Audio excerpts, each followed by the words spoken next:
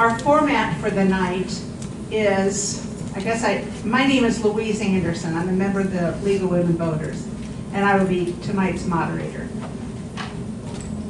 So the way our process works here is that each of the candidates will give a brief introduction. They'll have 1 minute to tell us who they are and why they want to run, and anything else they might want to divulge. And then we will start the questions from the audience. And you can be beginning to write your questions as the people are talking. So Carolyn Calicott, who's our league president, will be walking around with the cards, and just ask her if you want to hold your hand up and she'll give you a card. Looks like we have a hand in the back already. So, okay, to the candidates, we'd like to say that we have only candidates here who face opposition in the May primary. As we know, Senator John Ford is an incumbent, so he's a Republican, so we'll only have Democrat candidates here.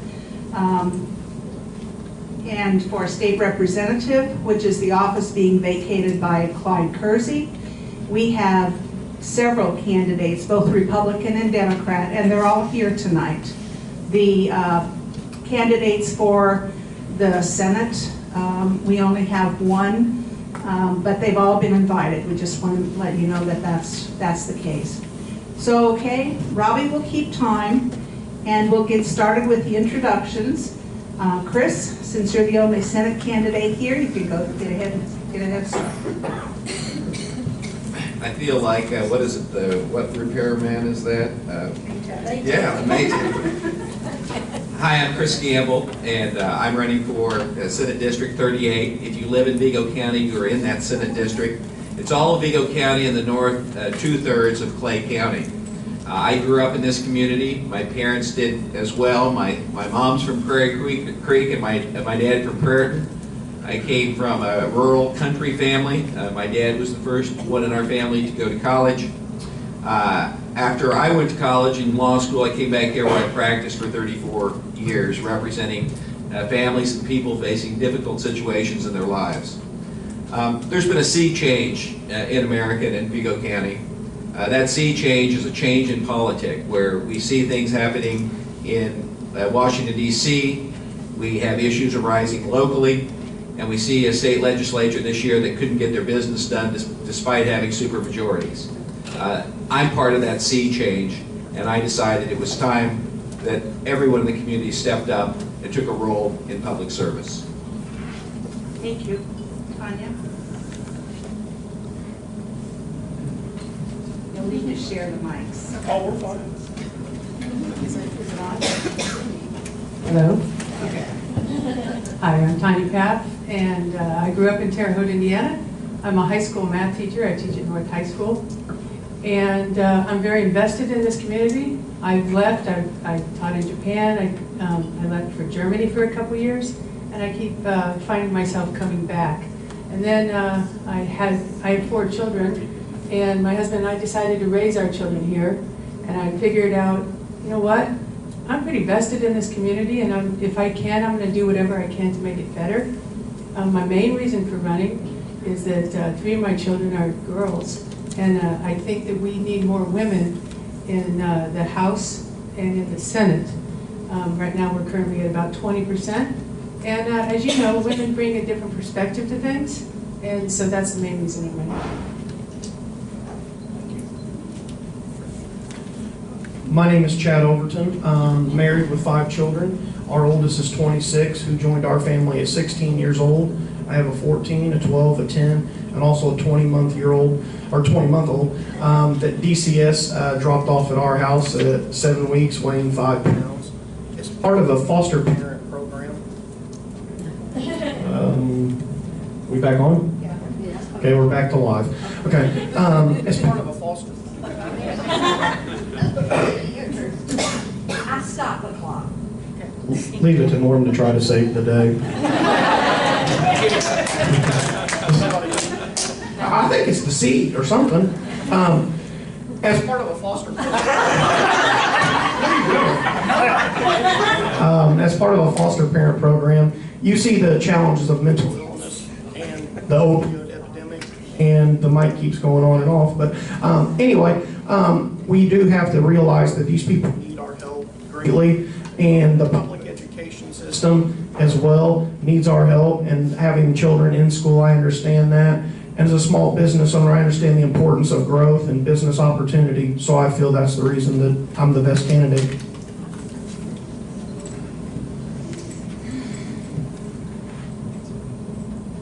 Are we ready? Okay. My name's Norm Loudermilk. Most of you know who I am. I'm from this community. I served on the city council for 20 years. Married to my wife Cheryl. I have 2 sons. One is a police officer. The other one attends Indiana State University. They're both serving in the United States Army. I work as an assistant chief for the Terre Haute Fire Department right now. I'm in charge of the Fire Prevention Division, which does the prevention programs, the education, inspections and investigations. I'm a veteran of the Marines, where I was disabled, and also a veteran of the Indiana Army National Guard. My 4 focus points for this election are simple: children's safety. We need to get a handle on DCS. We need to get a better grip on school safety for the children. And we need to provide better education for our kids. Give teachers the opportunity to teach and not hold them back. So if I've got a lot of other things I want to talk about, but in 1 minute, who can do that, right? So I appreciate your support. Thank you for coming tonight. Good evening. I'm Sylvester Edwards, coach. I've been here at Terre Haute for the last 41 years. I chose Terre Haute, and I'm here to ask you to choose me. I'm here to service the community. I've done it for the last 40 plus years. Right now that I am working a part-time job, I have been retired for the last 91. So this job is going to be a full-time job. I'll be out in the community, back and forth to Indianapolis. Things that you need to do, they ask me, I'll get it done.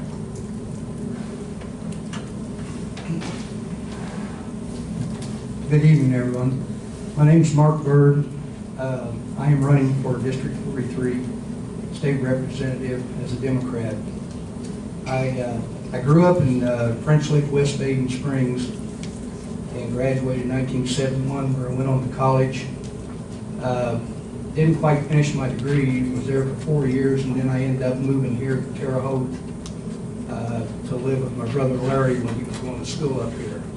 Worked at Columbia Records, went back to French Lick, finished my degree, and then moved up here in 1989 when we bought the Boston Connection Hotel. I've been invested in Terre Haute since. I've lived up here over 30 years of my life. I love the community. I served on the county council for 3 terms, gained a lot of experience as to what it takes to be a member of a government organization. And I feel like there's a lot of issues. I've got a list of 11 issues here that I would like to talk about tonight, but we don't have enough time. Thank you. Good evening. My name is Eddie Felling. I want to start off by thanking the League for having us all here this evening for this forum. It's very refreshing when you look across the state and see the League putting on these types of forums all across the state, and they do that consistently and multiple. So we want to thank the League for putting this on. I've been a member of Terre Haute for a long time, from Lost Creek all the way through Terre Haute North, and I had the privilege of the past 3 years serving as the city attorney here in Terre Haute. I will tell you that's given me a very unique experience serving both the administration and the city council during a pretty polarized time. All too often we're open the newspaper and this is continuously what we're seeing is something going on in the city. But I'll tell you it's given me a very unique perspective, being able to look at things from a commonsensical standpoint, to see both sides of an issue, no matter which party you associate yourself with, and then being able to work through those problems. And that's something we've done here in Terre Haute, and I will do in Indianapolis as well.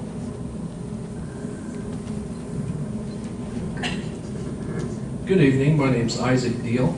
I'm a full-time student at Indiana State University. I work part-time for the Vigo County Veteran Treatment Court, and I'm running this year, as my sign says, for House District 43 as a Republican candidate. I see a lot of familiar faces when I look around, a lot of college students getting involved. That's one of the main reasons I'm running. I want every person who wants to vote, and to know who they're voting for and what they're voting for. It doesn't matter who you are, what you believe in, what party you want to run, what party ID you have. Everyone deserves to have their voice heard in government. When elected, I'll be the youngest representative in Indiana history, and regardless of your party ID, I hope you'll give me a chance. If you want to see what District 43 looks like, I have some literature outside that has the entire gerrymandered map right there for you.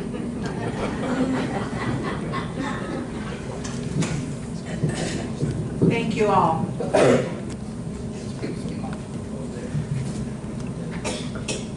Isaac, since you talked about gerrymandering, your first question, your thoughts on an independent redistricting commission? 100% supported. That's it. If you don't support that, then I think you're silly. Okay, 30 seconds. I mean, I can keep talking if you like. I think gerrymandering is a disgusting. It's a disgusting process where what you're doing, as some of my other friends up here have said before previously, you're having the legislators pick their voters rather than the voters pick their legislators, as it's supposed to be, as it was designed to be. If it's not an independent commission, then it's being drawn by partisan actors, and that's just not right. Well, Isaac stole my line on who gets to pick the voters or the candidates and vice versa, but absolutely, I think you're going to hear this echoed from everybody that's here, that we have to have some form of an independent forum that's picking or making the decisions on how we're drawing these lines. And I think it's unique, especially from what you're going to hear today. You kind of assume that the Democrats for sure would point out that we have to make a change with the Republicans being in power, but it switches. It switches all the time. We have to have people that are making this decision, that are unbiased, that are not associating with any particular party, and making lines that make sense. I'm tired of people coming up to me and asking where these lines go. That shouldn't be the case. Well, I agree with both of them. This is an issue that started several years ago, and I know years past, our district was controlled by the Democrats. I think it was like 4-1, 5-1. Now, since the Republicans took power and this all came about, now it's 4-1 the other direction. So, an independent study I definitely support, and I think it should be done. And let's get these districts drawn up in a reasonable manner by the independent study. Thank you. I've been a coach and athlete most of my life, and I believe in the rule of law and a level playing field. Gerrymandering has been wrong from concept, and that it should be changed.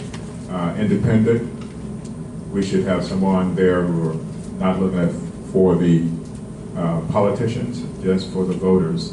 As I have said in the past to my kids, that life's a game you play to win. To win the game, you must know the rules. Without knowing the rules, they will change the rules on you. The current makeup of the Indiana Senate is 41 Republicans and 9 Democrats. And the House seats at 70% Republican and 30% Democrat. And there's no one that out there that can tell me that that's fair representation. We have to change that. Because of the trifecta, because we have a Republican governor, Republican House, and Republican Senate, at midterm of this last session, there was only about 5% of the Democrat bills were being heard. And so there's nothing fair about that. And that starts with the redistricting. We'll see if it works this time after the reboot. 100% agree that it should be. We need to understand and realize that we've lost touch with reality, that it's about the people, it's not about politicians. You all are in charge, you're the boss. And when you're not represented fairly, there's no way your voice can be heard. And when the lines aren't fair, your voice won't be heard and it won't be fair. It has to be done, and it has to be done now.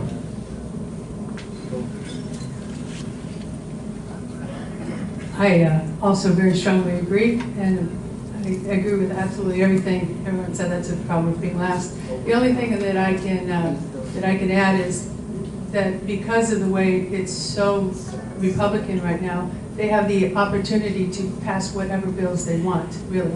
And because of that, it's not fair, so you don't get an equal representation of things that really matter. The joke is the eyeball tattooing that everyone's heard of. If it was a 50-50, that probably would have never even come to an issue. I too agree with all of the others up here about independent redistricting. In fact, that's one of the clear contrasts between myself and the incumbent Republican senator. 2 years ago, or a year ago actually, in 2017, an amendment was offered to House Bill 1001, which was the budget bill, and Senator Ford voted against an amendment providing for independent redistricting commission. So you want to talk about a clear contrast is your current Republican incumbent and his vote against an independent redistricting commission, and glad to see unanimity up here.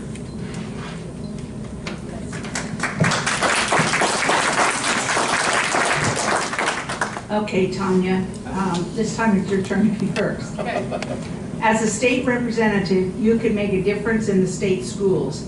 The homeschooling of children is failing a lot of the children in the home schools. What can you do about it? How much? Homeschooling, a minute. Yeah. What can I do about homeschooling? Well, I'm a public school teacher, so I'm very in favor of public school, although we do not provide everything for every kid.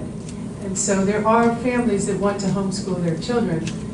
I think that's fine. I think they have a right to homeschool their kids. What I don't want is money going from the state of Indiana to homeschools. That's what I don't want.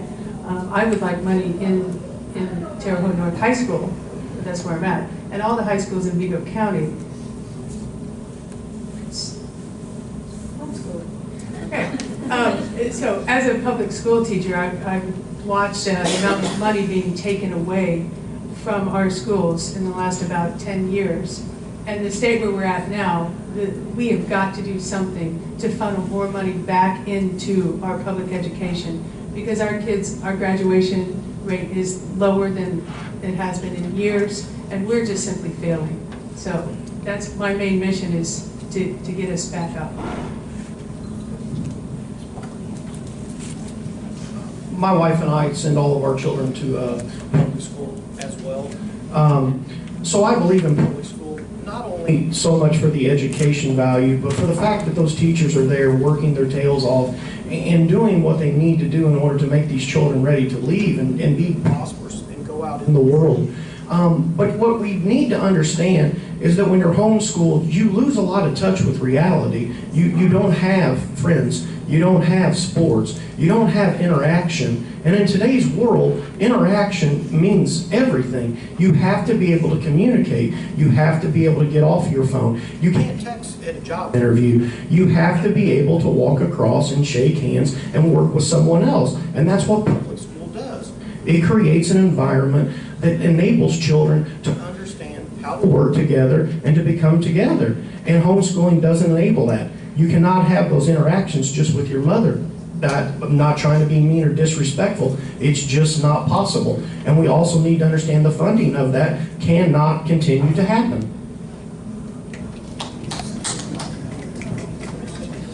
So, I don't know that much about homeschools, except the fact that they school at home. I mean, let's be honest. People teach their own children instead of sending to public schools. I am a product of the school corporation right here. Attended North High School. Had a great mentor when I was in school. Convinced me to run for class president in Mr. Kersey. I can't call him Clyde. I still have that kind of respect for him. So, you know, when you have people like that that are teaching, we need to focus putting our tax dollars to provide a good education for the public school system. I'm not in favor of charter schools. I'm not in favor of any type of program that will reduce the funding that we have for public schools. If you put those schools out there and folks want to send their kids there, that's fine. But when you start reducing the amount of money that goes to support public schools, you reduce the programs, you reduce the education, you reduce teacher salaries, you reduce things like the arts, and I'm just not going to be in support of anything like that. Again, I don't know much about homeschool, but I do know something about segregation.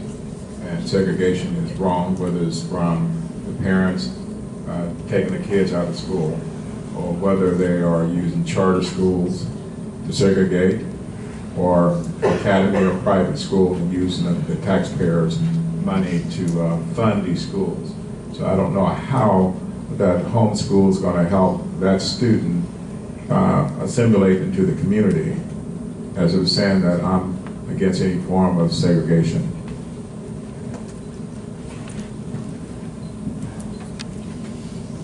I don't really know a lot about homeschooling myself, but I know one way to make things better is to start spending more money on our public schools. I'm not a big proponent of charter schools or private schools. I do feel like that a parent has a right to send their kids to any school they want to.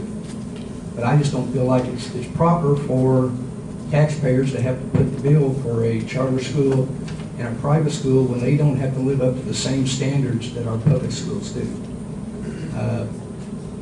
The only way to make homeschooling better is to start giving our school corporations and the public sector more money, so that way they become so good that maybe parents will realize that it's time to send their kids to a public school, because that's where the best education is. And it is right now, and it always will be.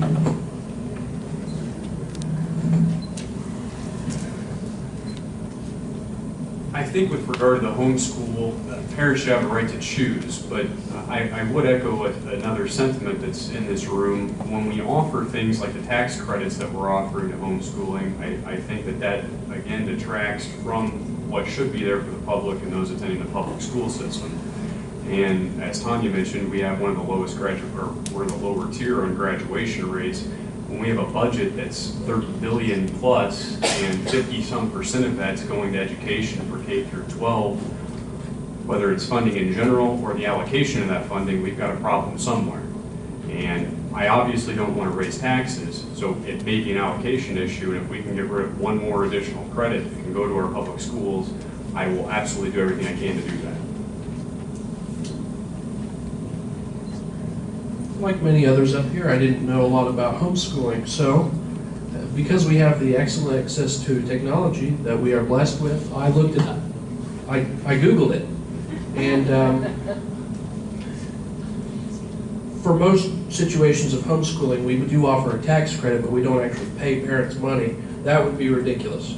I think the tax credit is also, I don't think it's a good thing. I think we should eliminate that tax credit. I think it's great if you want to homeschool your kid, but you do have to have that sort of socialization. I know a number of homeschooled kids, and they turned out all right. I went to public school. I enjoyed my time at public school, and I think we have really great public schools for the funding we put towards it, but I do think we need a lot more funding for those. The first thing that I would say is I recognize the right of parents to homeschool their children if that's what they elect to do. That being said, something that should be imposed on them are the same educational standards we require in our public schools. So if you elect to homeschool your children, you're going to be subject to the same measure. Now, enforcing that, I recognize there's a challenge in enforcing the teaching standards required in public schools in each private home.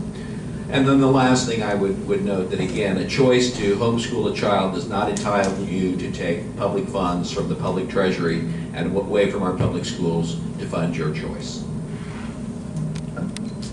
Thank you. As a follow-up to that question, and Eddie, you alluded to this, so we'll start with you.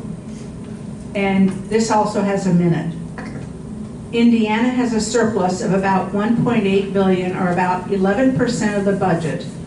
With 50% of the budget going to education, what should the surplus go to, if anything?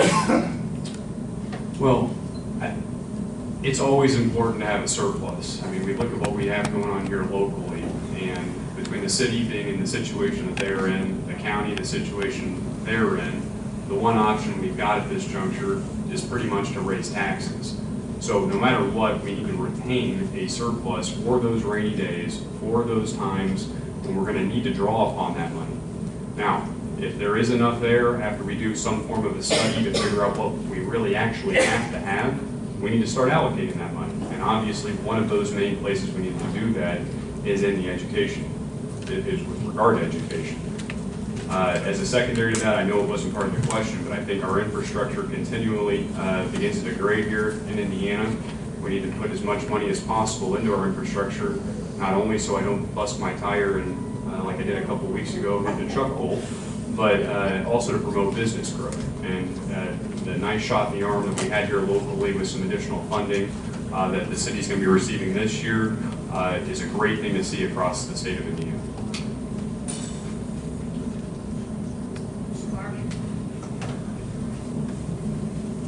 Could you repeat the question, please?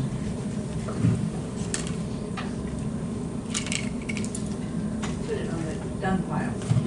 Okay.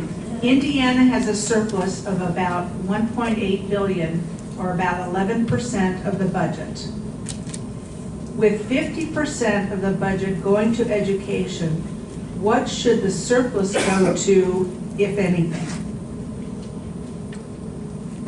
I think definitely one of the areas that needs concern is our school districts. I think some of that money should go to help increase the funding for schools. Over the years, I have a niece that's a teacher in a school district down south, and I think this year she got her first raise in 8 years. And I know a lot of the school teachers here in this district probably don't get very many raises or much of a raise, but I think that for a highly professional person, they deserve more money. I'd like to see more money put in child and family services. I think that's an issue that's been in the headlines here this year, and I think the state has decided to put that off till next year. I'd like to see more money in workforce development. I think educating our kids and giving them the necessary training to do the jobs out there that are required needs more funding. And our drug epidemic, I think, needs some more funding also. If there's a surplus, it seemed to me that they overtaxed the people. I think the money should go back to the taxpayer.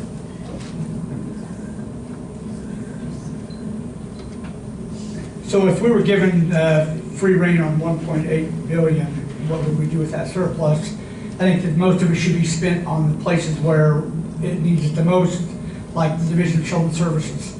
It's in shambles right now. The governor's taking a wait-and-see attitude with children that are under extreme risk, and there's no time to wait and see. It's a time to act now. The governor's also pledged only $5 million for school safety. That's a joke, a drop in the bucket. That type of revenue only equals about $2,500 per school.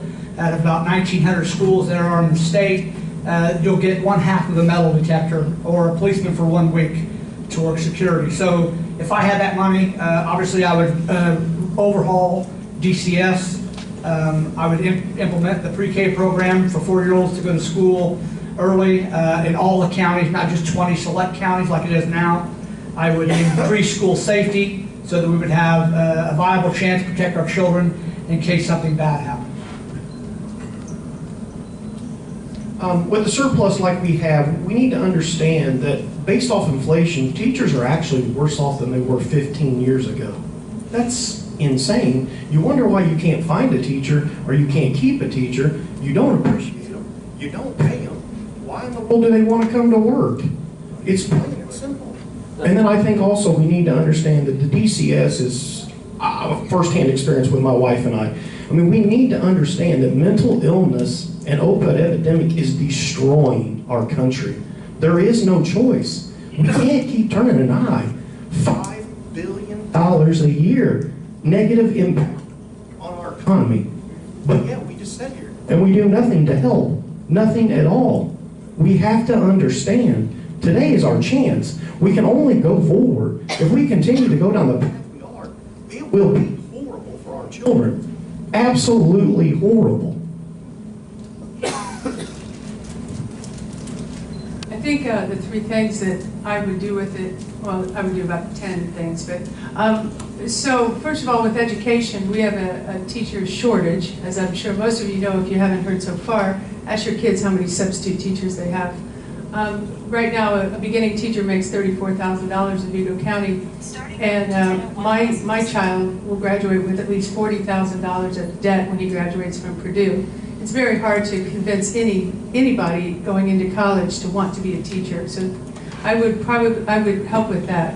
Another thing is the infrastructure. Sorry, we have a lot of roads and we have a lot of highways and we have a lot of problems. We've got to put money back into our state. And I would actually build up the arts. I am a big believer in the arts, and that helps draw people to our specific community. And I'm just a big proponent, and I would love to see some money go into the arts. Okay, how fast can I talk? First thing, it's an embarrassment that this state went through the legislative session without hiring a single new CPS caseworker. Not one. We passed a Bill of Rights, which is something that the governor, with a stroke of his hand, could have directed DCS to do, was inform foster parents of their rights. Instead, they go through a legislative process to do what should be done by a letter or directive from the governor. The second thing what we need to do is in education, and there are three areas. One is rural schools. Rural schools are losing their money faster than a lot of these areas because of population loss. The second thing is we need to have universal preschool in this state. That's the first thing. We have 10 counties right now. The other 82 counties need to be included in that. And finally, this goes into the teacher shortage. We offer student loans from the state, and then for every year after graduation, you stay in the state as a worker in the state of Indiana, you get 10% of your debt forgiven on your student loan. Within 10 years, all your debt's forgiven, and we've got the brain drain stopped, and we keep teachers here in Indiana.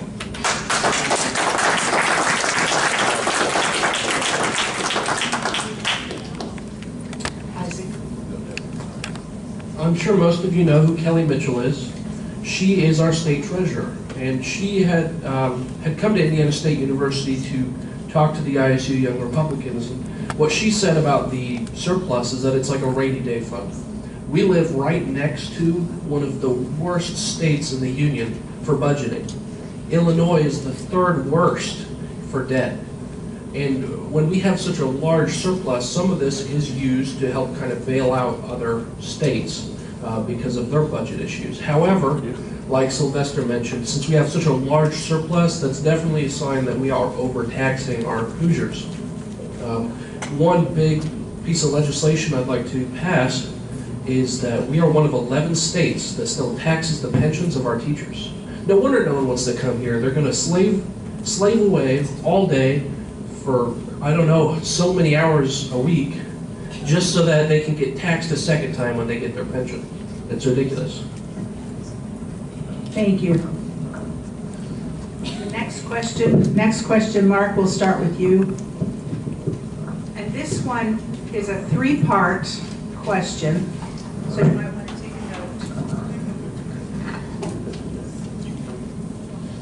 note. And Robbie will give 2 minutes on this one.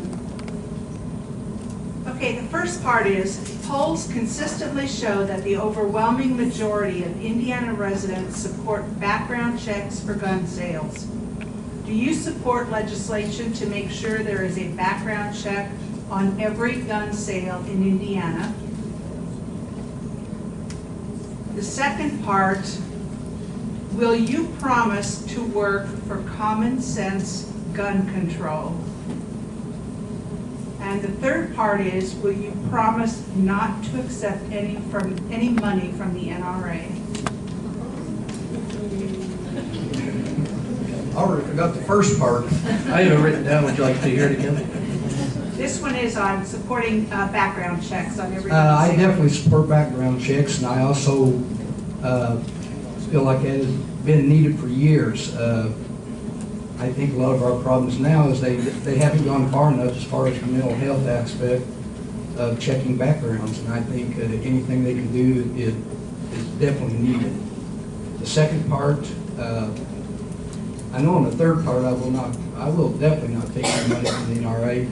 I am a gun carrier myself. I don't have it tonight, but I believe in the amendment, and I believe that a person has a right to carry a gun, but I believe that if you're not a gun carrier, you're just putting yourself in danger because a criminal doesn't care. He's not going to worry about the law anyway. He's going to continue to carry his gun and use it. So, and I can't remember the second part. Would you support common sense gun control? Absolutely. I believe that it is definitely needed, and I will support any kind of measures for gun control. I'm definitely against bump stocks. I think that's the worst invention ever, to be able to turn a semi-automatic rifle into a automatic. I just don't believe in that, and I think anything our government can do at the State House to make background checks better, I think it's just better for everybody.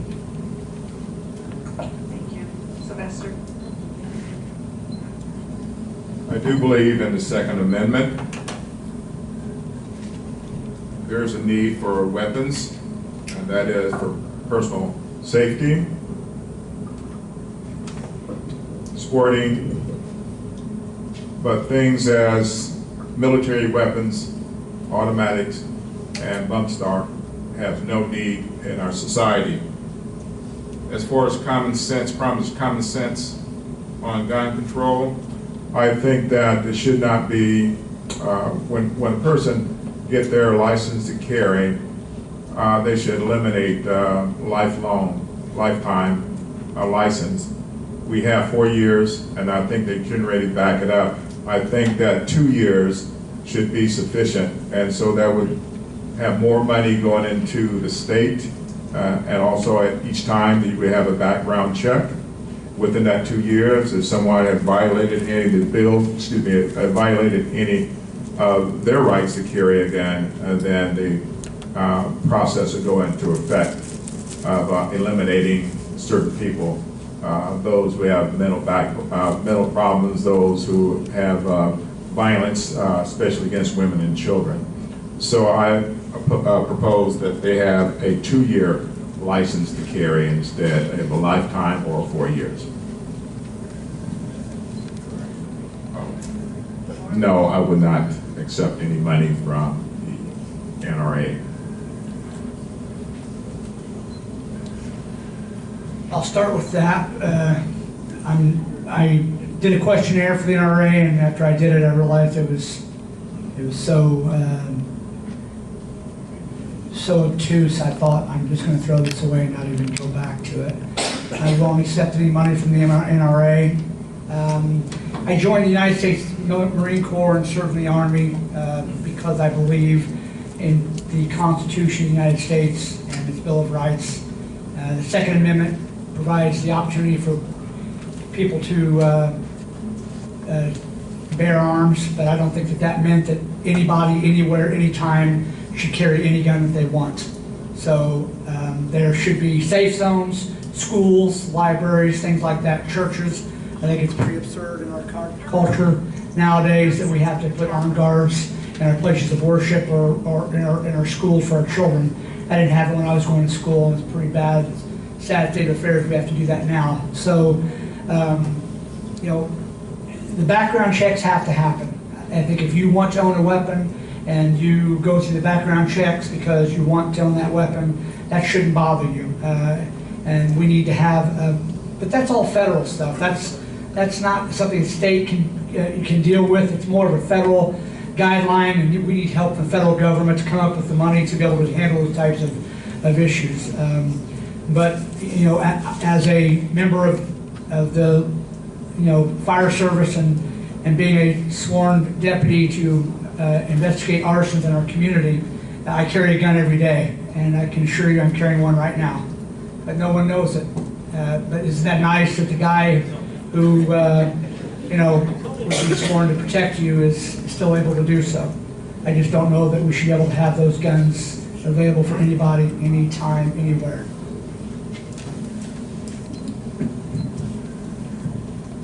As far as the background check, it needs to be more extensive. We need to understand that, you know, we have to allow law enforcement officers and other people to be able to predict and see that people that have mental illness and people that are abusive, that they don't need to have the guns. You know, today they need a court order. You know how long it takes to get that? A pretty long time. Do you know how long that woman is petrified for her life? That entire time. That's wrong. It's wrong on every single level.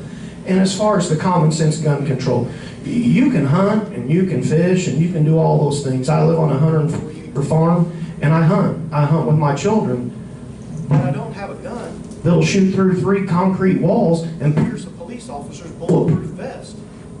That's ludicrous. And if the NRA tells you that's the right, they're absolute morons.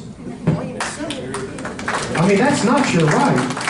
It's not your right to kill somebody through a vest. It's not. It's impossible. Would I ever take money? Absolutely not. Would I honor a meeting? Yes. Would I be kicked out of the meeting? Probably in about 30 seconds.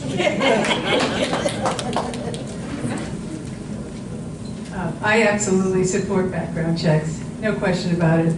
I teach high school students. There's a lot of crazy people, and crazy in a good way and crazy in a bad way. And I think we need to get to the root of the issue, which is, you know, figure out a system and put it in place and keep it in place. I myself was in the military. I went to basic training. I'm a sharpshooter, but I don't want to carry a gun. Saying all that, absolutely people have a right to have a gun. Absolutely. But we need to get some better control over what's going on. I have yet to meet a person who could convince me why they needed a semi-automatic. I just don't get it. I don't get assault rifles. I have highest respect for the police and fire. They're out there every day. They're protecting me. They're protecting you. You know, they need to carry whatever they need to carry. There is no reason anybody else needs to carry something exactly what Chad said. There's just not. And no, I'm not going to take any money from the NRA. No, that's not me. Chris? First of all, I'm quite confident Wayne LaPierre would not offer me a campaign contribution. He and I got sideways about 20 years ago over Teflon bullets that were supported by the NRA, the cop-killing bullets. So let's talk about the first thing. That's background check. What we really mean here is filling in the gun show loophole. And I support that. In fact, if you've seen some of the studies of the guns used in Chicago, many of them come from the gun shows in Northwest Indiana. Yes, let's fill in the gun show loophole. Then the second question about common sense gun control. Well, one person's well thought out ideas are the next person's idiocy, right? I mean, what are well thought out gun control, common sense gun control? Well, what does that mean? Well, first of all, the bump stocks. That's the low-hanging fruit. The second thing are magazine capacity. The thing that I find fascinating about this is I've been a hunter my whole life. I think a lot of you are familiar with that. But hunters have a magazine capacity limitation. Anybody that hunts waterfowl has a 3-shell limitation in their shotgun. When I hunt pheasants, I have a 3-shell limitation. So the idea that that is somehow violative of the Constitution and the Second Amendment is just foolishness. Reasonable regulations are always part of constitutional provisions. The idea that you can't yell fire in a movie house is the same idea that you're not entitled to an automatic weapon. I would say at this point, regulation of military weapons is also something I would strongly support. What does that mean? Well, it can mean, first of all, we need to define military weapon. There are semi-automatic guns that are used in hunting, but then there are military weapons that hunters recognize quite quickly they would never use to go deer hunting. So there are some again, if we can agree on what common sense is, I think we can agree on some of those type of regulatory schemes.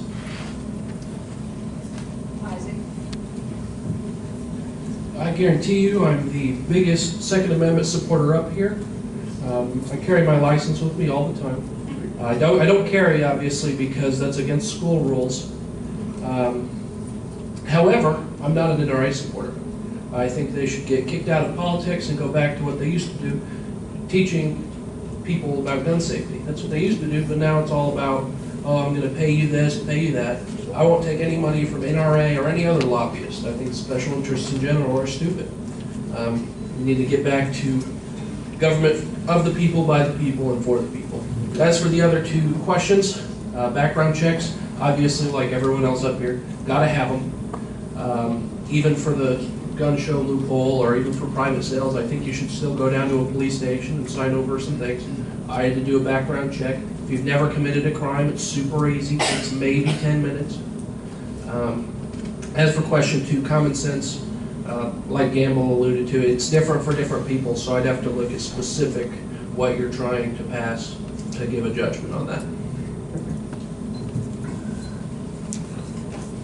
This forum's getting boring. We're agreeing much too often. I'm an avid outdoorsman and gun owner myself.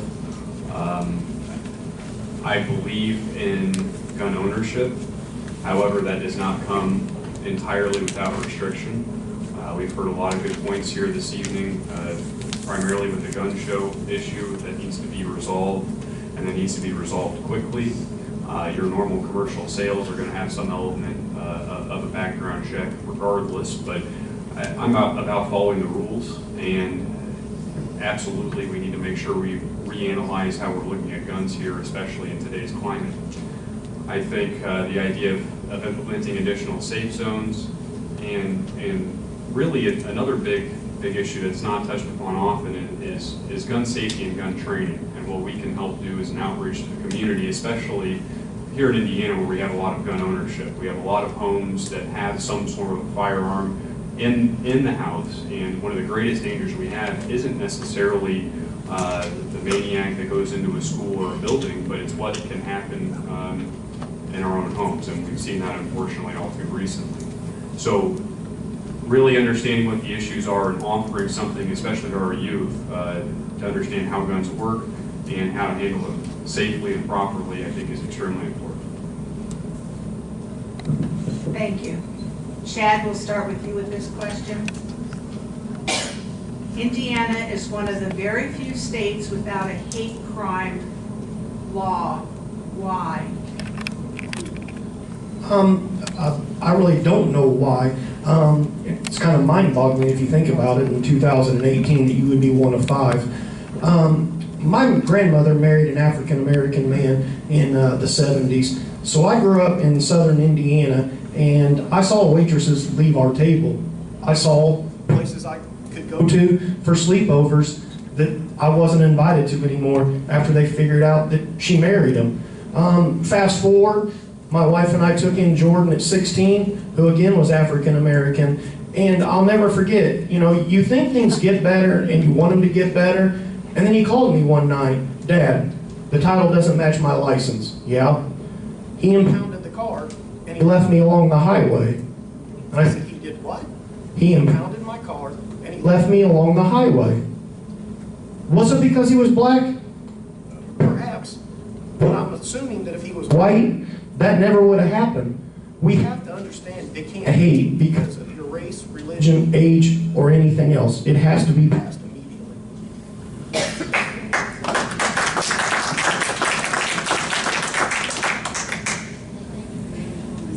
Can you repeat the question? Sure. Indiana is one of the very few states without a hate crime law. Why? Primarily because I guess the Republicans are controlling the legislature. But the real reason is that obviously they don't think that it's important enough to pass that type of legislation. They're more concerned about making sure we don't tattoo our eyeballs and that we sell beer on Sunday than dealing with the real important issues like protecting our children and obviously hate crime. I think that anybody who discriminates for whatever reason, it's deplorable. I am Catholic, and I think the KKK started because of being against groups like Catholics. And so obviously that we ourselves don't have some type of an enhancement because this was a hate crime or some type of a law that sets itself apart as a hate crime. I think we need to readdress that issue and make people accountable for their actions.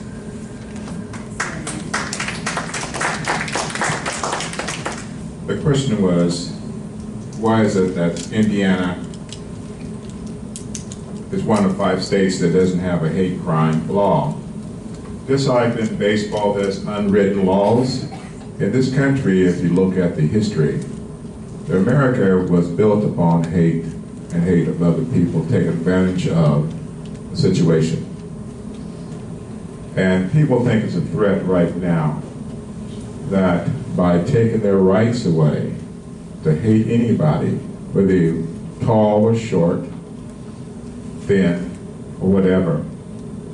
So they're going to fight against that. I don't know whether it's just the Republicans, it could be Democrats, it's just human nature. Until we get away from that, and as I said, anytime there's segregation, it takes away from people getting to know one another. Once people find out that you just like the next person, things will change.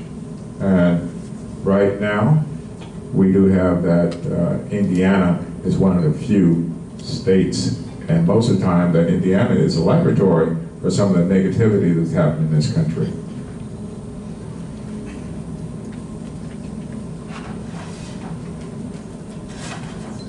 I don't really know why we don't have a hate crime law. I think I read an article several months ago where the state legislature said that they really didn't need one because their state laws are adequate enough to take care of that situation. I really don't believe that. I think we do need a hate crimes bill. Perfect example, growing up in Prince Lick, Indiana, I have a first cousin, my dad's sister got pregnant by a black man there in Prince Lick. And growing up as a young kid, he was probably 5 or 6 years older than I was, but we always ran around together, and just the hate that comes out of people's mouths, you know, not just toward him, but toward me, because they knew that we were relatives. It's a shame. And I think we need a hate crime bill, and I think we need it as soon as possible. The criminal code in Indiana had made the revisions about 4 years ago, and I think this speaks volumes to the serious lack of foresight that we have with our legislature today when we spend huge time, money, and resources going through and doing a complete revamp of one of the largest sections of our entire code, our laws in Indiana, and we don't add something like this. And then I turn on the national news a month ago and I see us plastered up there with a bunch of other states made to look like a bunch of idiot Hoosiers. I'm proud to be a Hoosier, but the national media loves to use that as a derogatory term. So us not having a hate law enhancement here, or hate crime enhancement here in Indiana, is absolutely ridiculous.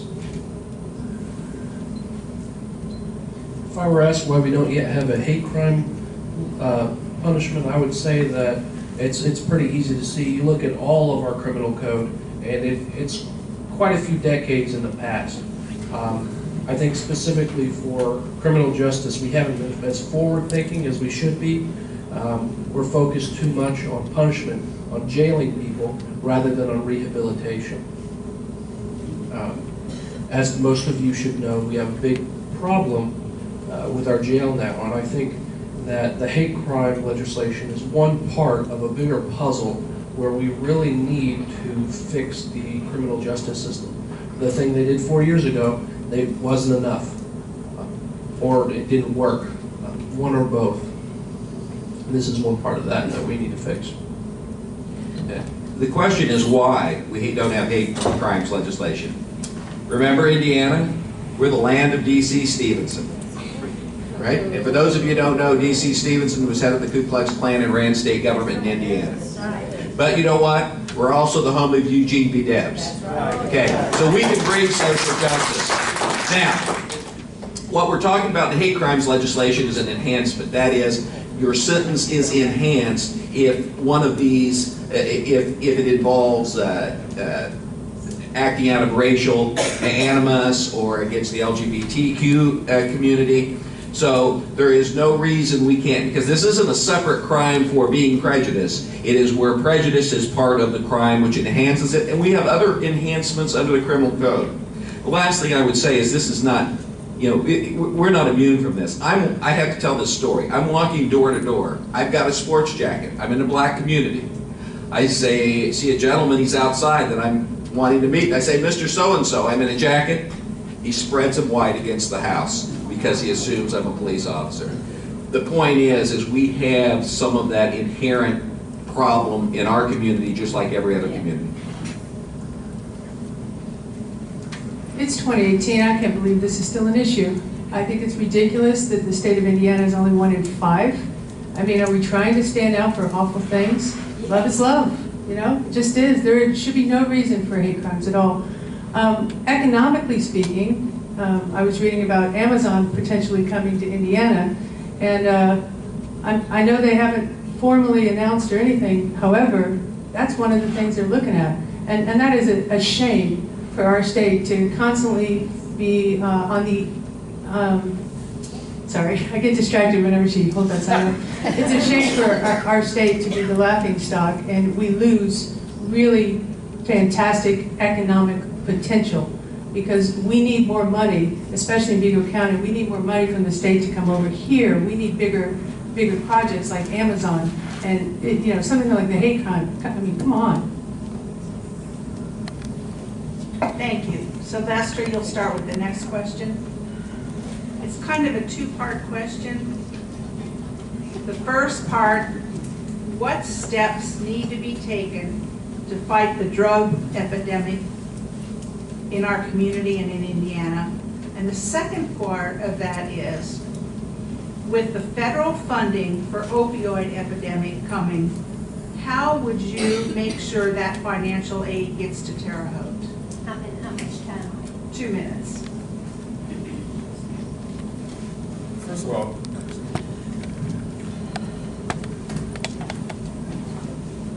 this is a drug culture. I know it started with cigarettes, liquor, marijuana, and now opioids. Opioids are some of the things that they can get readily out of your medicine cabinet, going by grandma's house, and the average senior is taking 5 prescriptions per day.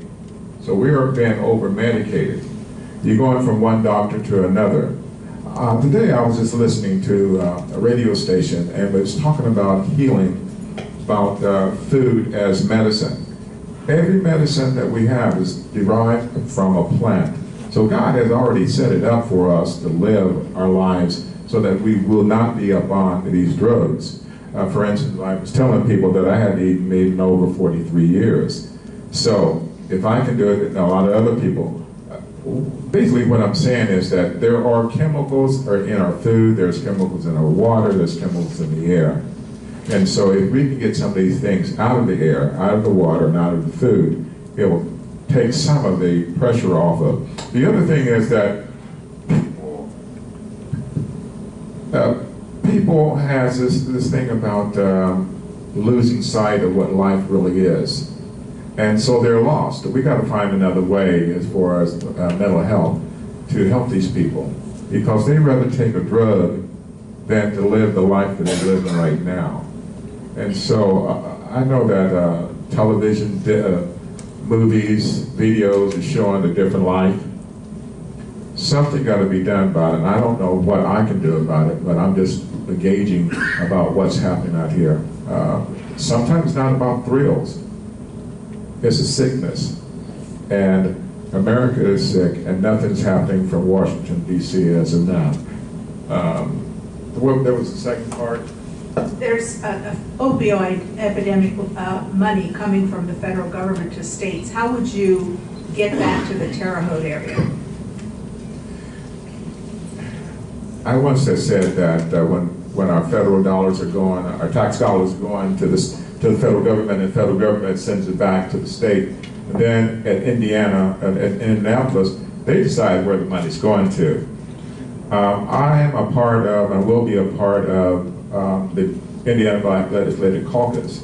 As far as the money is concerned, that I can guarantee you by being elected that there's going to be at least 13 votes helping Terre Haute to get the money that's deserving to come here. So attacking the opioid epidemic is one of my 4 key points of my campaign. I think it's important that we address this in two issues. First is that we need to make tougher penalties for those doctors that are administering that type of medication without thought, just over and over again, allowing for people to become addicted. And the second thing is we need to take those folks that are using the illegal part of the opioids and help them out. So obviously if we had the money and it's coming here from the federal government, whether through lobbying efforts or through some type of trickle down we might get, first we need to train our first responders. We need to get the firefighters, police officers, teachers, general public, the ability to have access to Narcan, which is a drug that reverses the effects of opioids. I work at a hospital off duty and I see the effects of opioid addiction all the time and overdoses. I also see those same people being brought back to life with Narcan that's administered through the nose. And so that's a layperson can do that, anybody can, and I think we need to train our first responders to do that so we can save more lives. But even if we save those lives, those people are coming back because they're addicted to that drug. So we need to increase our mental health community, the people that are involved in counseling. I have a sister that's a social worker, and so we need to get people more involved in those types of programs so that we can counsel people here, have more treatment centers. The state has kind of left us high and dry with trying to take care of ourselves, and having seen personally the effects of addiction, this is going to really make me mad. So seeing the effects of addiction, it really tears the family apart, and I think that we have to put all of our efforts together to try to help folks over that hump and realize that it's a sickness and it's an addiction. We don't need to send them to prison. We need to get them some help. Jails are overcrowded the way it is. We don't need to add to that. So that's what I would do with the money, obviously. Yes.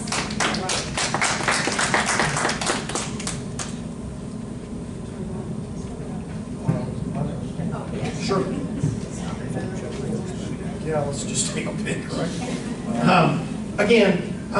Being a foster parent, you see day in and day out what this is doing to our community. Mental illness and this opioid epidemic is literally ravishing our family values and our families from within.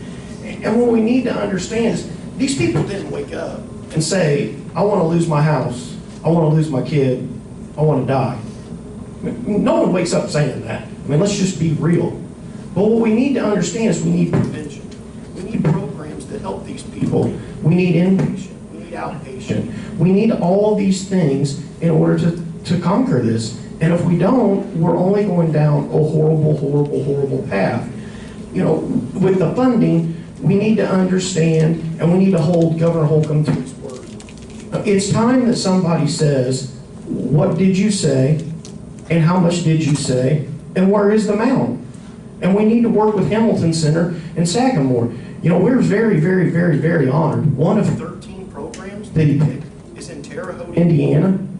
That is unbelievable. But someone needs to hold Holcomb's feet to the fire and prove that he really funds the programs that he says he funds. You can say you fund everything, but if you give it $1, you didn't do anything. Someone needs to hold him accountable, and this is the time to do it.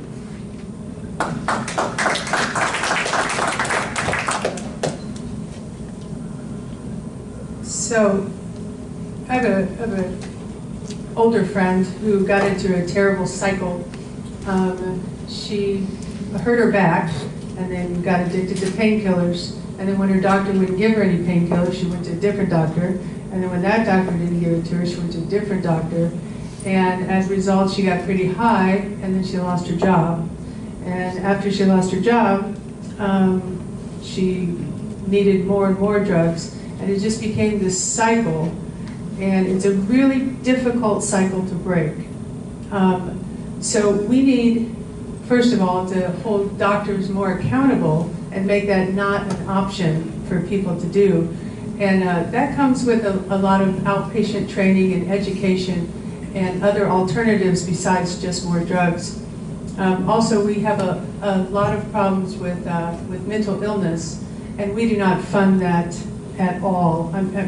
We do a little bit, but our whole society does not take mental illness serious enough, and we need to come up with a plan and make that a viable solution. So what I would do to help me get the money to Terre Haute is what anybody from up here on the panel, I think, is that you go to Indianapolis and you just be the squeaky wheel. You just keep going.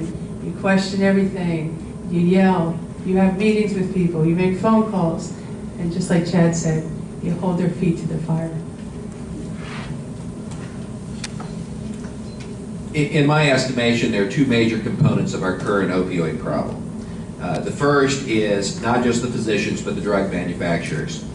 They have salespeople out there encouraging these doctors to over-medicate their patients, which in turn turns into dependency, and when it becomes cheaper to buy heroin than to get your Vicodin prescription filled, that's part of the problem. The second part, which has been mentioned, is the mental health problem. You know, with all of these things, the answer is A, not build a super jail, but B, more importantly, is begin assessing mental health and providing facilities in the community. Now, the second part of that question is, well, how do we get our fair share? I think it's going to take more than just saying, Terre Haute, please give Terre Haute our fair share. I think what you need to do, and this may sound, is get them into an objective standard of sharing these federal dollars. And you do that by what's the number of opioid deaths in a community or the number of overdoses, and that we will allocate that money dependent upon the casualties of a particular community or a particular county. And I think that's the best way for us to at least get our fair share, which would be a step up from what we've been getting.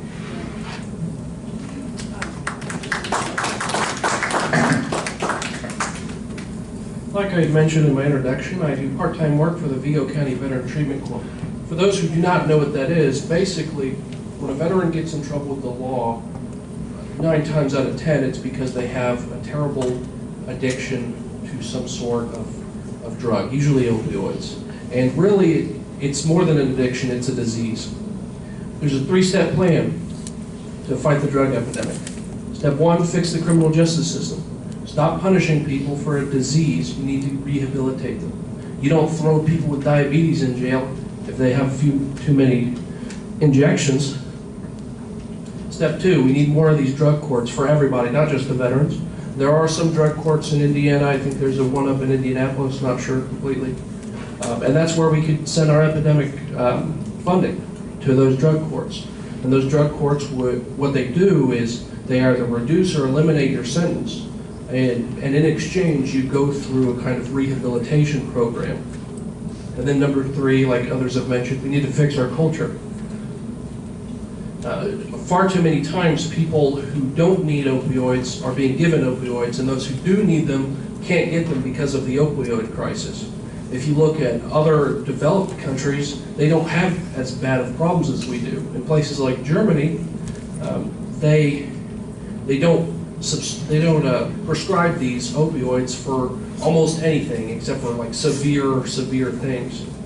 Even liver transplants, for example. I was reading on, I can't remember what magazine it was, someone had a liver transplant in Germany and they gave them ibuprofen. And they said they were fine. I wouldn't do that, but, and finally, like Pef, oh, sorry. Like Pef said, we need to be a squeaky wheel. I don't care if I have to go out into international waters with fisticuffs. These things need to be done. It doesn't matter who's in charge, it's going to get done.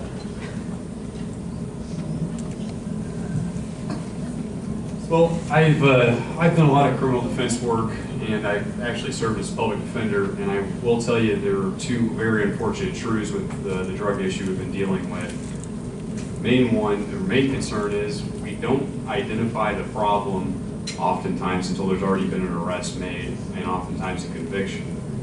But the second problem is once that person's been arrested and or convicted, we don't supply through the state any type of state-funded rehabilitation programs.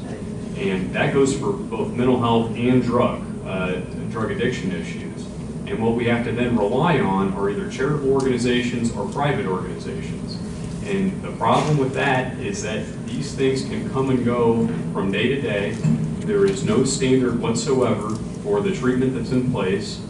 And what the state can do, if we would be willing to put some money towards a program, is start developing normal forms of treatment, or excuse me, not normal, a standard form of treatment that then can either be on a case-by-case basis change depending upon what type of issues an individual is dealing with. But we have to get the funding there to be able to do that.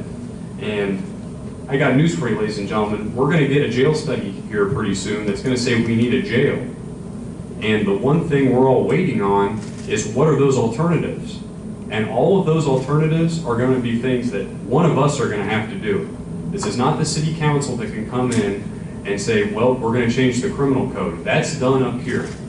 We have to be able to go back to our criminal code, make changes that allow for different types of rehabilitation, not punishment, so that we do not continue to see the same people come through the criminal justice system and overwork our court systems, overwork our public defenders, make the taxpayers continuously fork over money through jails and public services when we can treat the problem. Very last thing, I have, as a city attorney, helped push the lawsuit against both the manufacturers and the distributors, and I'm very hopeful that we're going to have some form of a lawsuit or payout here in short order that we can help use to fund our local departments.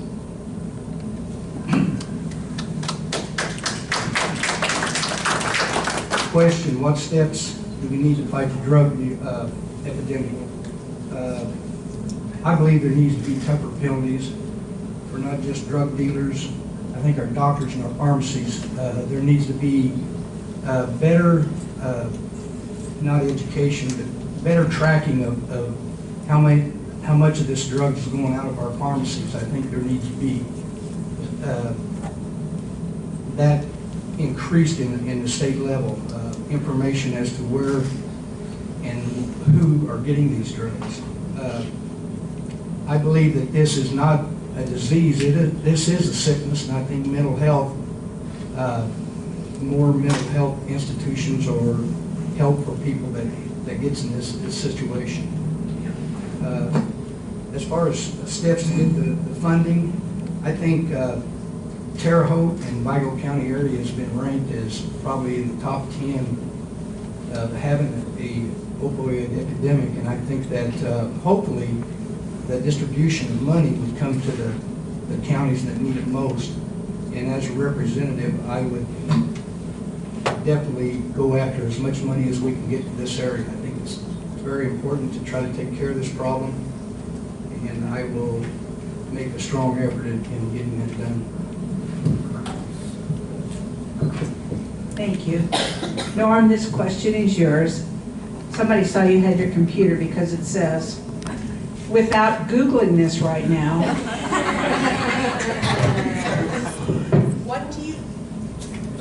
what do you know about the current state of women's rights in Indiana, from the pay gap to reproductive rights, and how do you plan to improve them? And the second part, should government legislate legal reproductive health care of women? 2 minutes. Can you read that again? Sure. What do you know about the current state of women's rights in Indiana, from the pay gap to reproductive rights, and how do you plan to improve them?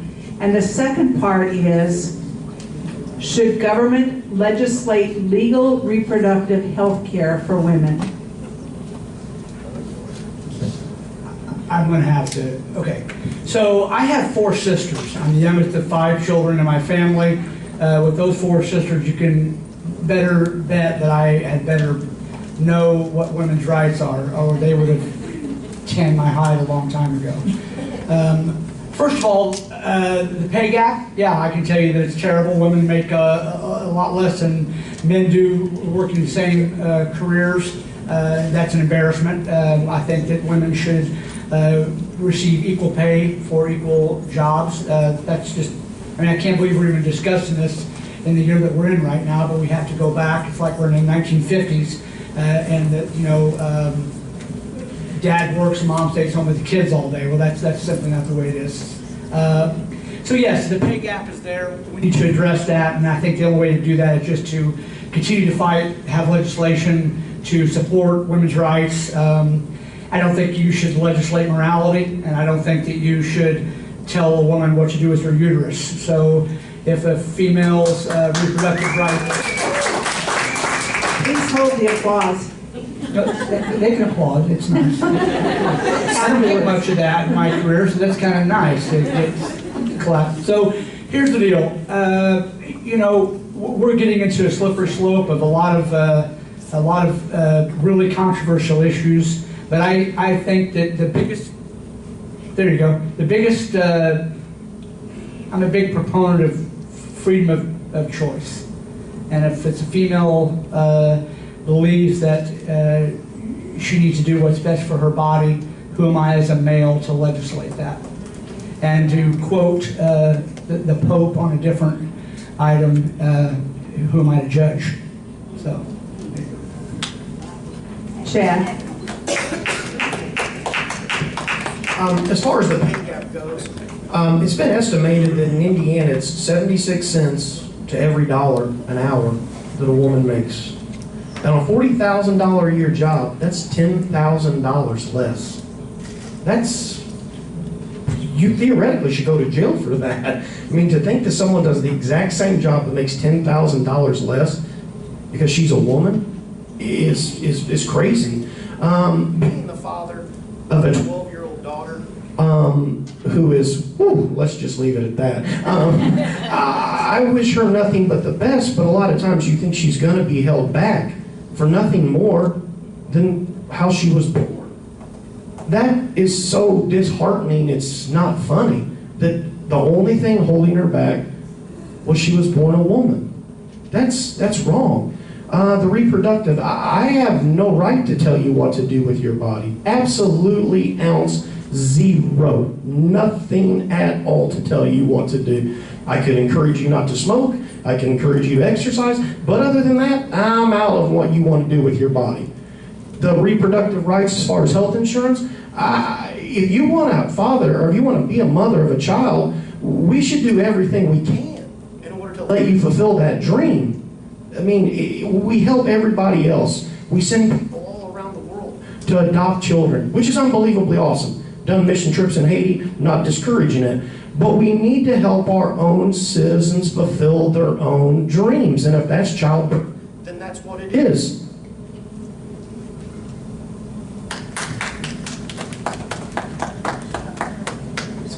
Waiting for this. Okay. So with the pay gap, obviously I'm against discrimination for women. So just look at me, I'm the only one up here. So as far as pay gap is, I myself am very fortunate in that teaching, there are no pay gaps. A man and a woman, we teach next door to each other. We make the same amount based on when we came into the education. So my profession is solid. However, it's ridiculous. I mean, obviously, if a woman can do the same job as a man, you pay the same amount. So reproductive rights, I don't have any desire for any of these men to tell me what choices I should make about my own, what did you say, uterus? All right. So I think that is my right to decide, and it's my right with my physician to decide what's best for me. And reproductive health care helps out. That's what I'll fight for. Yeah, the numbers are even worse. A study just came out by the Women's Status of the Status of Women study that showed Indiana in the last year a 2% greater pay gap between men and women. In fact, I think I got an email this morning from Christina Hale. This is the day where women had to work up to today than to finish the rest of the year even with men in terms of pay gap and the pay gap that we have. As a man, I think it's real easy for us to be on our high horse, but I do have, about gee, that's just sure it's not fair. But I'm, like many of the others, have a daughter who, I certainly begrudge any systemic discrimination against her and her ability to earn a fair wage.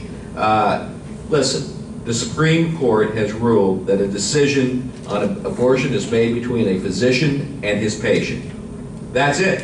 That's the law. Period. End of story. Now, the thing that I find troubling are a lot of these folks who want to give direction and advice to women in these difficult situations are the slowest ones to support financially unintended pregnancies. They are also the ones who are against Planned Parenthood, and any other facility that provides reproductive advice to women. Hypocrites, I'll call them out, and they are.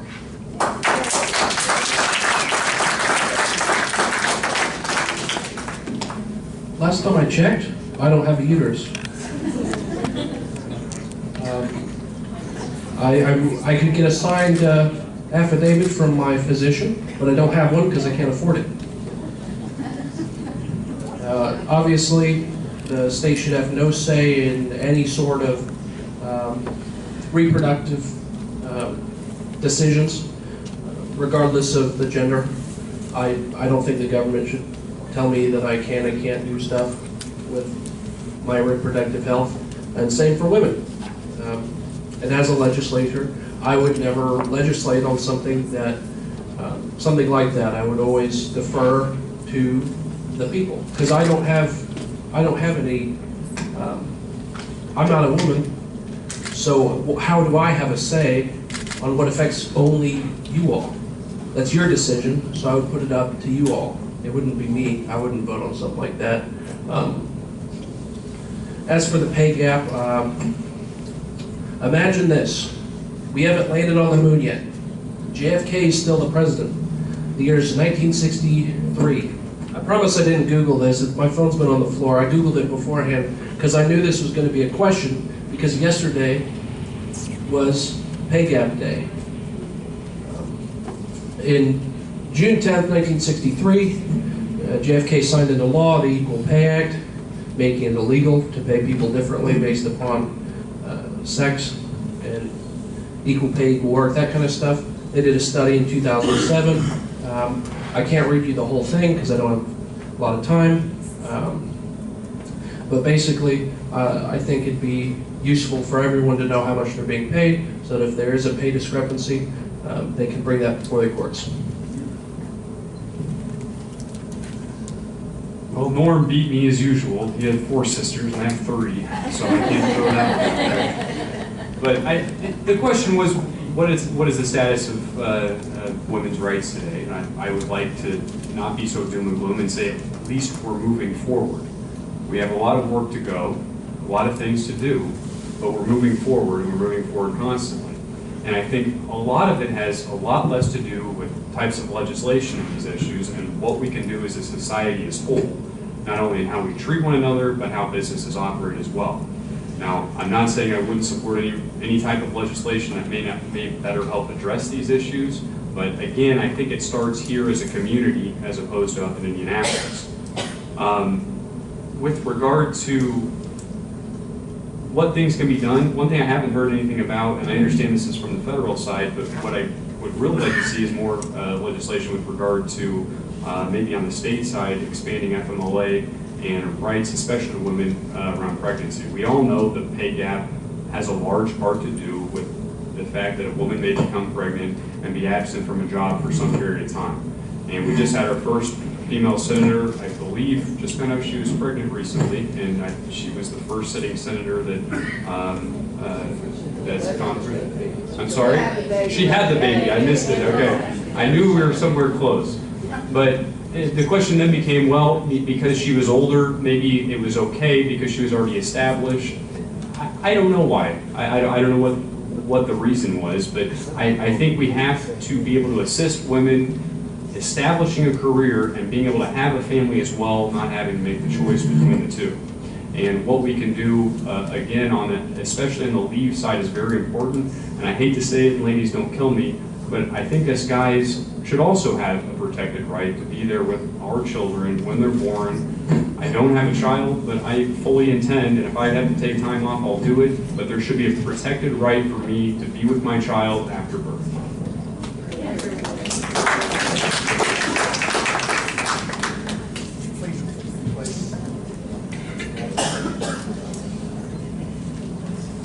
What do you know about the current state of women's rights in Indiana, from the pay gap to reproductive rights, and how do you plan to improve them? And the second part, should government legislate legal reproductive health care for women?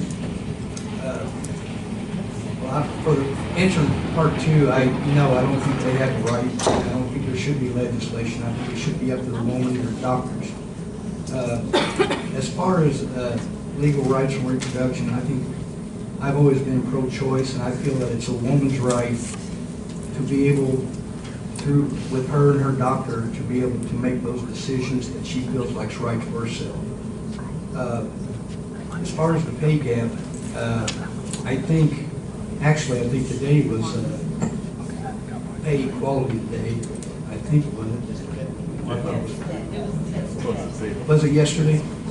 It's today. I thought it was today. And I know Chad had mentioned that, I think he said the pay for women is 76 cents per dollar. I think it's 74 cents, but maybe I'm wrong. But still, I mean, it's totally ridiculous that if a person is qualified, whether you're a man, woman, black, or white, if you're qualified for that job, you should be making the same pay. And I will always support legislation that tries to bring that situation closer in the state of Indiana. And I can't remember the last question. I think I've answered it. I've answered it. So, yeah, I mean, thank you. Some of the things I may say are going to be controversial. Most of the time that I've worked has been with women. I've noticed that women work just as hard, even harder than men. And in my capacity that the women have been my supervisors, and I liked it that way because they never challenge you as a man. A couple of things that men define themselves is two things: the amount of money they make and sex. So they want to control both the amount of money that a woman can make and what she does with her body. Ladies, I have to tell you the truth that women are superior to men. And there's a reason I say this, because if mama ain't happy, no one's happy. You're the first one up and the last one to bed, working all day, come home and take care of her family. I think that women should be given applause for the things that they do, and then we have laws that put you in your place, and that have been totally wrong. Whether I get in, or whether some of these other gentlemen or ladies get in, we should change some of the status that's happening, especially here in Indiana. Like I said before, Indiana has been used as a laboratory from the very rich, powerful people from Washington, D.C., and from around the country.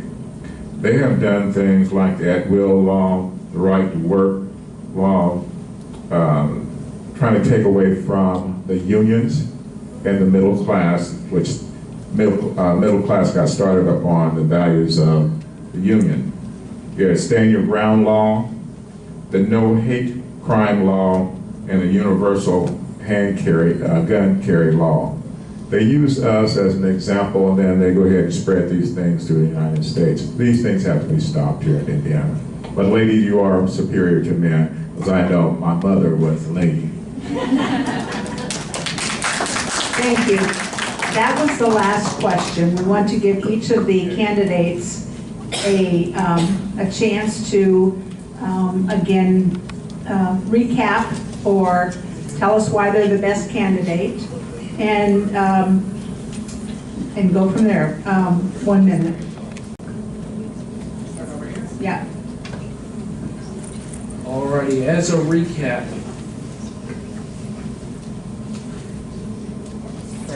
Yep. All right. Even if you don't normally vote for Republican candidates, I ask that you consider me. I'm not running specifically as a Republican. I'm running as me. Like I had mentioned earlier when I shouted out about fisticuffs in the open ocean, I don't care who's in charge. These things need to get done, and they need to get done now.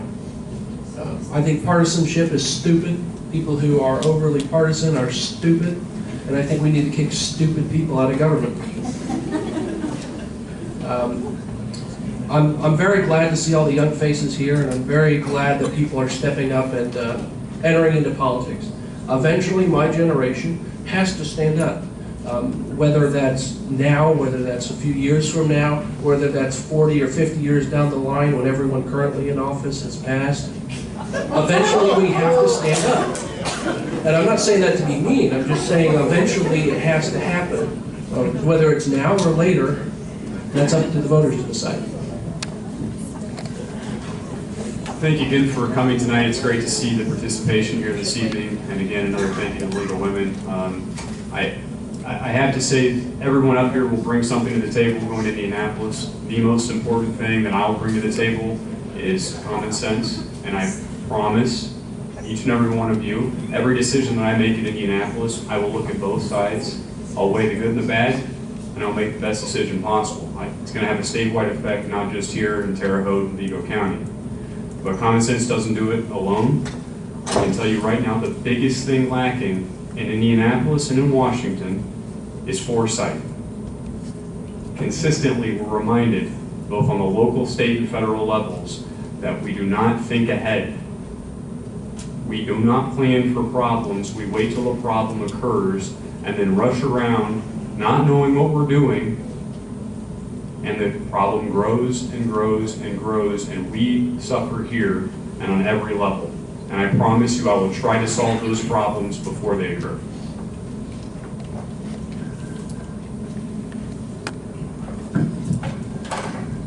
I would like to thank the League of Women's Voters for hosting this event today, and thank all of you people for coming out. I think it's important to see people like you out here, people that are concerned about the issues, and as your representative, communication I think is a big issue. I think people want to know what's going on in politics, what's going on at the State House. So being able to sit down and talk to people, get their views, and being able to take that to the State House, I think that's very important.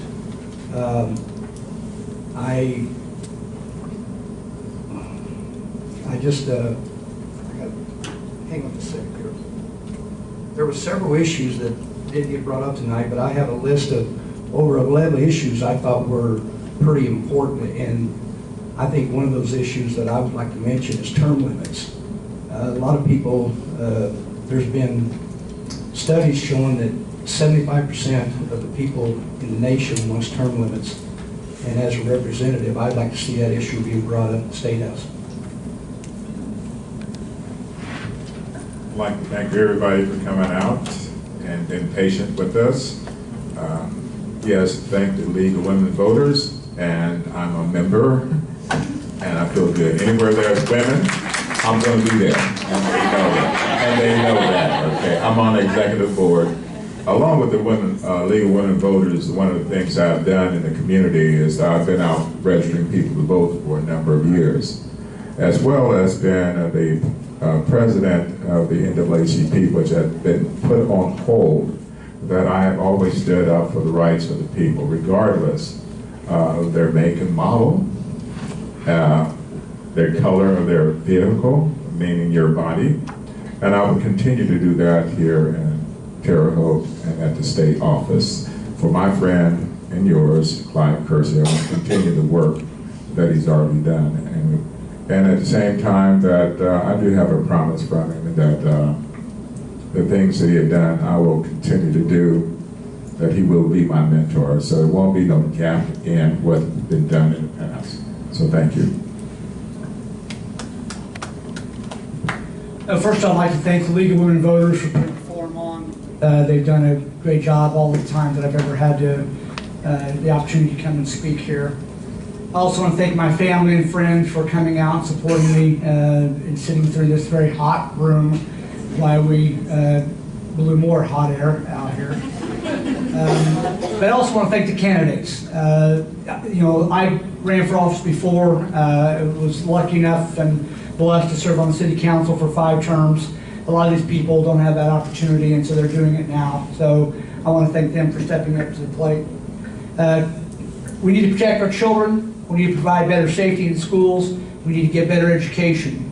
We need to attack the opioid epidemic. and not let that be just a bunch of fancy talk at the State House, and actually bring it back to our community. We need to continue to fight for Terre Haute. Anybody who knows me or read the paper or watched TV knows that I'm willing to stand up for our district and for our city. And I assure you that with a 70%, 30% split, you're going to need somebody in the State House like me to help make that happen. Thank you. First off, thanks to the league and all of you for coming out tonight. You know, I came to this town with 2 nickels and a bunch of dreams, and this town gave me everything. It gave me the most unbelievable wife, 5 unbelievable children, unbelievable businesses and friendships. And my parents raised me that if someone helps you, you should give back. And that's exactly the only reason that I'm running. I'm ready to put all that to the side and work for you, because we've lost touch with reality. Politicians don't understand they work for you. And it's time that we have representation that works for us, that understands what we need, and will aggressively go there and represent us, not themselves, not their interests, not their egos, or anything else. I'm willing to walk across the aisle and make it happen, because Vigo County deserves more and deserves better. We are the greatest bunch of people in the entire place, is my personal opinion, and it's time that we make this city shine.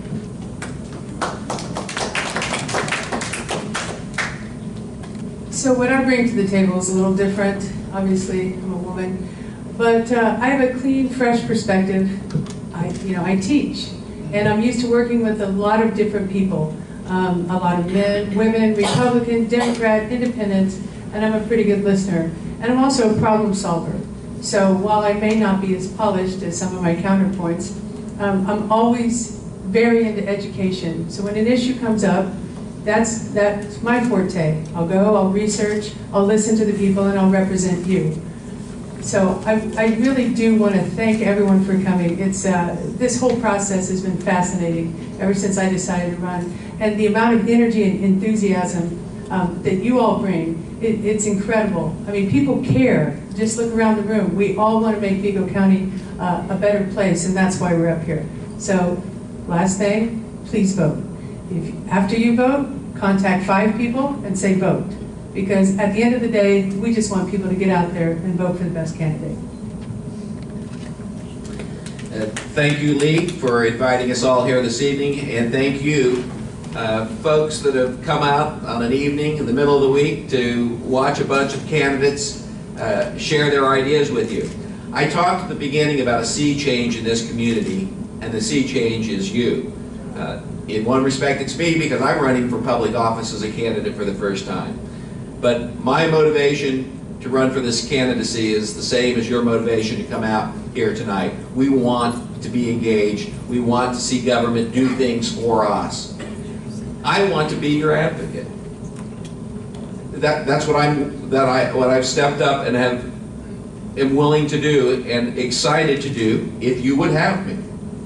If you think this is the type of voice that we need in Indianapolis to make sure we get our fair share, if you think that I'm the kind of voice to be an advocate for working families, for retirees, for folks who are in nursing homes, Indiana, 51st in the country, by the way, if this is the kind of advocate you want, I welcome the challenge, and I would love to have you vote for me and have you, and for me to be your advocate in Indianapolis. Thank you.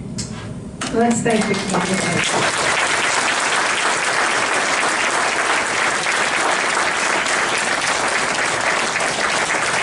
Once again, I'd like to thank the Terre Haute Tribune-Star, who is also a co-sponsor of this, and their staff, who do a wonderful job. Early voting started today, so if you don't know where the voting places are, there is a sheet of paper, 2-sided, on a table in the back. Get out and vote.